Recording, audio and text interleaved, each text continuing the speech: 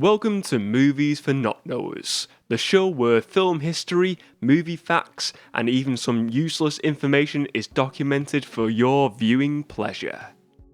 My name's AP and I'm your movie expert for the duration of this film knowledge marathon. On this episode of Movies for Not Knowers, I will be explaining the 1987 cult classic sci-fi fantasy movie Masters of the Universe. So what is Masters of the Universe? The movie adaptation of the series tells the story of He-Man and his allies Man-at-Arms and Teela, defenders of the planet Eternia, as they take on the film's main villain, Skeletor, who is accompanied on his path of terror by Evil Lyn, along with other villains such as Beastman, Blade, Sarod, and Karg. But to be able to really answer that question, what is Masters of the Universe, the live-action movie? You have to really zoom out and take a look at what Masters of the Universe is as a brand. And trust me, it's a pretty big brand. The He-Man-led media franchise was created in 1981 as a toy line by American toy company Mattel, with the first line of toys being released in 1982. The popularity of the medieval fantasy-inspired toys caught on quick, and the property really turned up the heat, as only a year after the release of the toy line, American television production company Filmation released the He-Man and Masters of the Universe animated TV show in 1983. The cartoon was a massive hit and ran from 1983 to 1985. A direct sequel to the original show is scheduled to be released on Netflix in 2021. The cartoon was beloved by fans of the already popular Mattel toy line, and from that point forward the franchise would go on to spawn more toys, more cartoons, video games, lunchboxes, board games, comic books, and plenty more. That, in short, is what Masters of the Universe is. It's kind of a big deal. Remember though folks, in between all that we had a live action adaptation of the property. And that is what I'm here to talk about. The movie's plot of Masters of the Universe revolves around an object called the Cosmic Key. The Cosmic Key has the ability to open doorways throughout the universe. And how are those doorways initiated, might you ask? I'll tell you.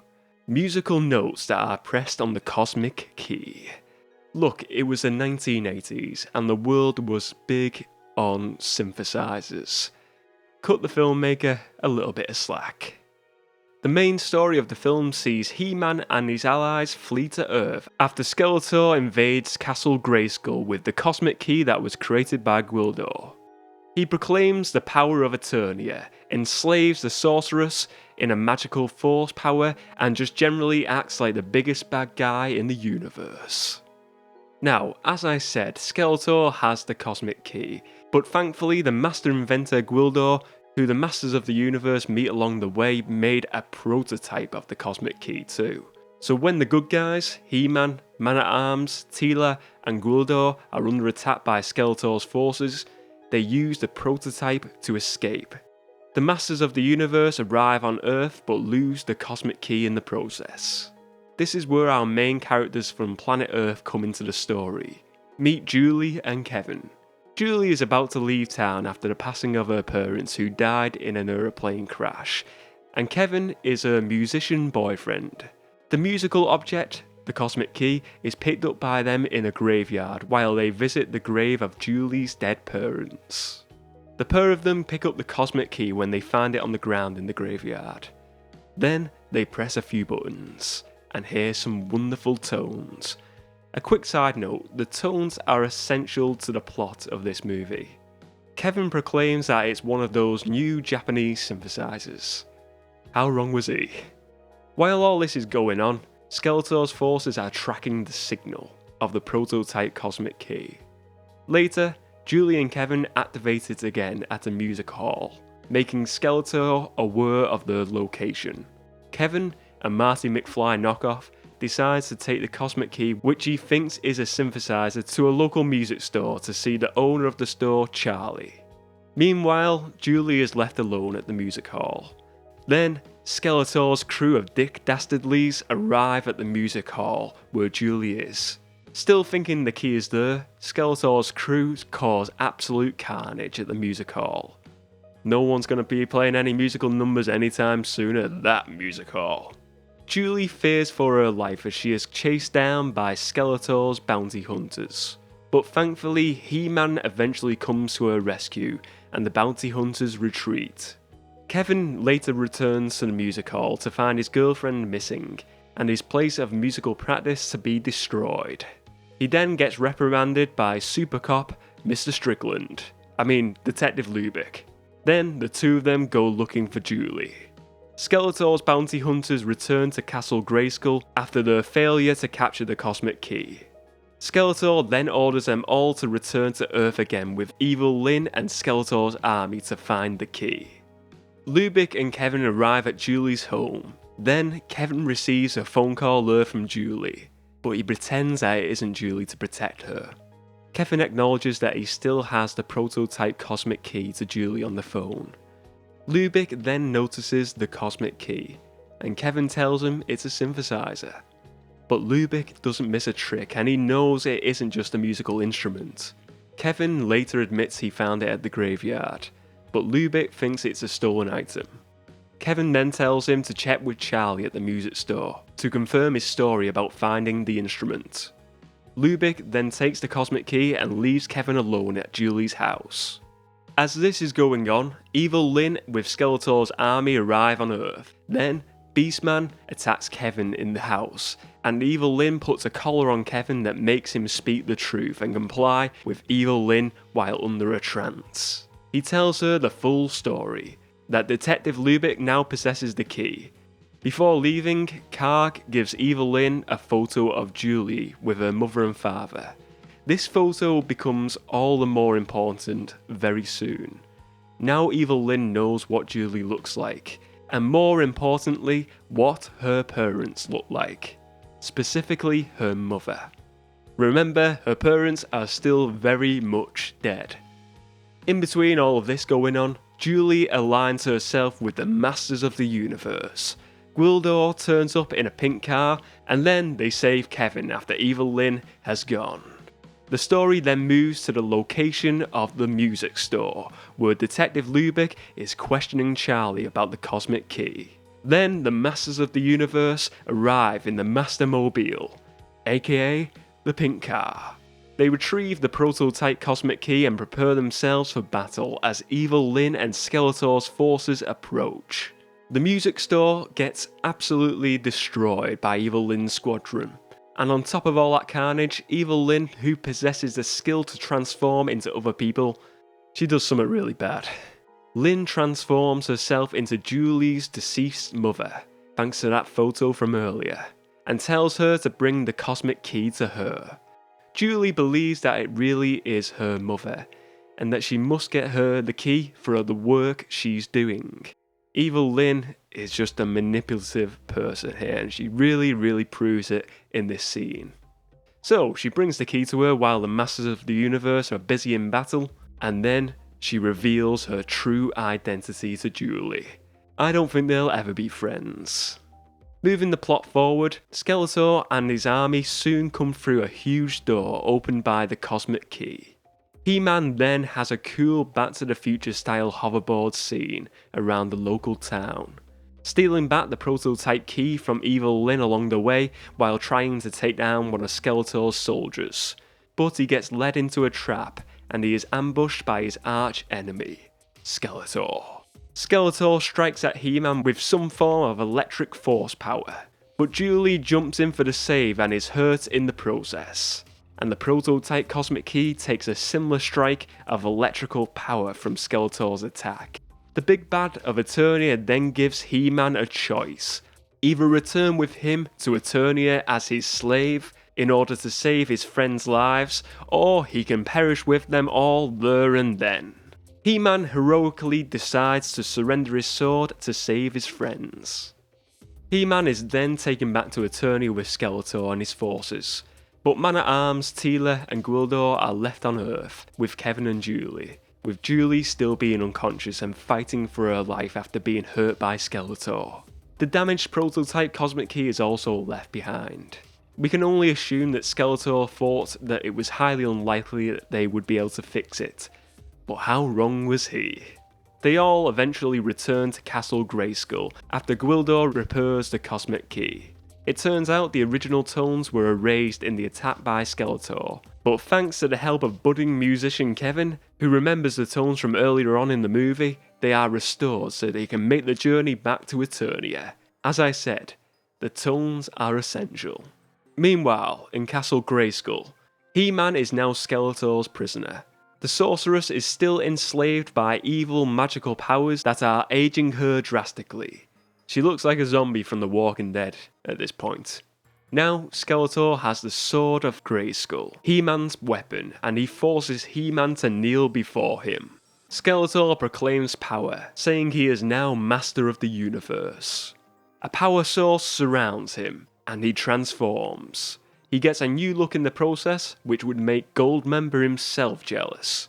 And while this is going on, Kevin is jamming out on a synthesizer, while they play out the tones to return. Detective Lubick turns up and they all end up in Eternia, the whole gang. Kevin, Julie, Man-at-Arms, Teela, Gwildor, and even Detective Lubick. The final battle then begins. Laser guns are shooting everywhere, and Lubick has a shotgun. You'd think the laser guns would win through, but Lubick is pretty handy with that shotgun. He-Man breaks free from the chains he is in to join the battle as well. Slowly, Skeletor's allies begin to retreat, and then it's just down to one big boss fight between He-Man and Skeletor. He-Man retrieves the Sword of Grayskull, and we get to see an awesome scene of He-Man yelling out, "I have the power." We see an epic duel between them, which sees He-Man defeat Skeletor, destroying his staff. He then transforms back into his skeleton-like form, and He-Man, being the man he is, shows mercy for a moment to his enemy. But Skeletor, being Skeletor, strikes him, with a hidden sword he has. He knocks the Sword of Grayskull out of He-Man's hands towards the edge of a big drop leading to a big red pit, but He-Man recovers and knocks Skeletor down the big drop. In the end, Skeletor is destroyed. The sorceress is freed from the dark magic and is also de-aged in the process. She then heals Julie, who is still wounded from earlier. Lubick decides he's going to stay in Castle Grayskull, and the great hurrah can be felt as Eternia is free from its main evil threat, thanks to the Masters of the Universe. Also in the end moments of the movie, the sorceress gives Julie a glowing jewel, and tells her to keep this with her, and Eternia will always be near. Julie and Kevin then say goodbye to the Masters of the Universe, or good journey if you're an Eternian. They return to Earth, but how awesome is this? They wake up on the morning before Julie's parents die in the plane crash. So they never end up dying after all. Julie pleads with them not to leave and also steals their car keys. Teenagers. Julie and Kevin embrace and that's the end. But here's a big surprise for you all. You know I said Skeletor falls down a big drop into a red pit? Well, you'd think he'd be dead, right? But no. Skeletor isn't dead. He makes a return in a post-credits scene. That's right, before Marvel, back in the 80s, Masters of the Universe were the masters of the post-credits scene. In the scene, Skeletor rises from a pit of water, breaks the fourth wall, and says, "I'll be back," to the audience. And that, folks, is the plot to this cult classic. Let me give you a few bits of production information and facts about Masters of the Universe, the live-action movie. The movie was directed by Gary Goddard and written by David Odell. It was released on August 7th, 1987, with a runtime of 106 minutes, and it was distributed by Canon Films, a company that is no longer in business. According to IMDB, Dolph Lundgren said the movie took roughly 5 months to complete filming. He added that it was a nightmare because 2 of those 5 months were night shoots. Big Dolph obviously likes to be tucked up in bed by 8 PM. The music for the film was composed by Bill Conti, who is well known for composing the musical scores for the Rocky and the Karate Kid movie series. The music in Masters of the Universe is very similar in style to the John Williams composed Superman and Star Wars movies. I think it's a brilliant score and really suits the tone of the film. The cast of Masters of the Universe is led by Dolph Lundgren in the main role as He-Man. After his perfect bad guy performance in Rocky IV as Ivan Drago, Lundgren was hired to play the hero lead in the movie. Frank Langella played the main antagonist, Skeletor. He'd previously starred as Count Dracula in film and on stage, so playing the big baddie of Eternia was easy for him, and his portrayal of He-Man's arch-nemesis was a 10 out of 10 villainous performance. Other notable cast members are Friends star Courtney Cox as Julie Winston, Back to the Future star James Tolkien as Detective Lubick, and Star Trek Voyager actor Robert Duncan McNeil as Kevin Corrigan. On a funny side note, I used to think that McNeil's character Kevin was played by wrestling superstar Chris Jericho. I still think they look very alike to this day. Even though the movie featured much of the main characters from the TV show and toy line, there were 3 big omissions. The first being the name Prince Adam. Big Dolph is just called He-Man throughout. The second is Battle Cat, He-Man's big warrior cat companion. The third big character who didn't feature in the live action movie was Orco. Now it's fair to assume both Battle Cat and Orco were left out due to budget reasons. Add to that, the technology at the time probably couldn't have done either of those characters justice. I mean, look at it this way. Orco was a character that hovered around everywhere, and Battle Cat, he was just a big talking cat. 1987 wasn't ready to give us that on the big screen. A quick side note, the character Gwildor was very much a character replacement for Orco in the movie. He added the comedy spark to He-Man and his allies on Earth, but there was no cat replacement for Battle Cat. Masters of the Universe was made on a budget of $22 million, and that was no small budget for the time. In the same year as Masters of the Universe was released, RoboCop made its debut with a $13 million budget, eventually making $53 million worldwide. And the Arnold Schwarzenegger movie Predator had a budget of around $18 million and went on to make over $98 million across the globe. But even though the He-Man fronted movie had a decent $22 million budget behind the production, the movie underperformed at the box office. In its first weekend in the US, it made around $4.8 million. And after its theatre run was over, it only made $17 million worldwide.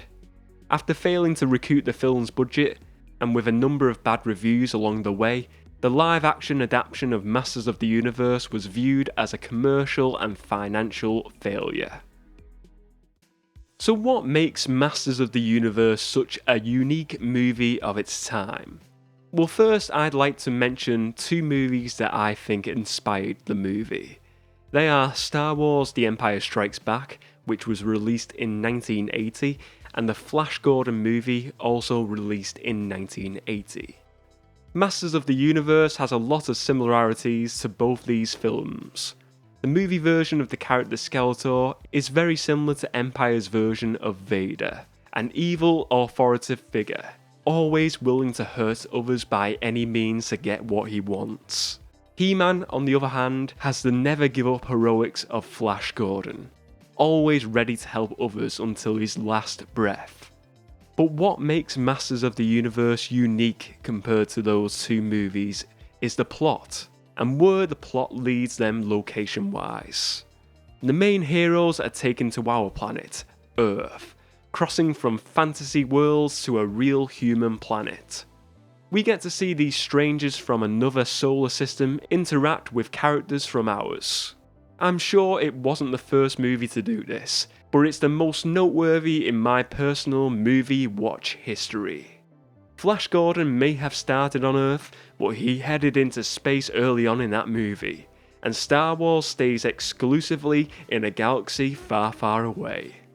the Masters of the Universe come to Earth and spend the majority of the movie on our planet. And that's why it is a unique movie. For me, Masters of the Universe is a perfect sci-fi fantasy movie.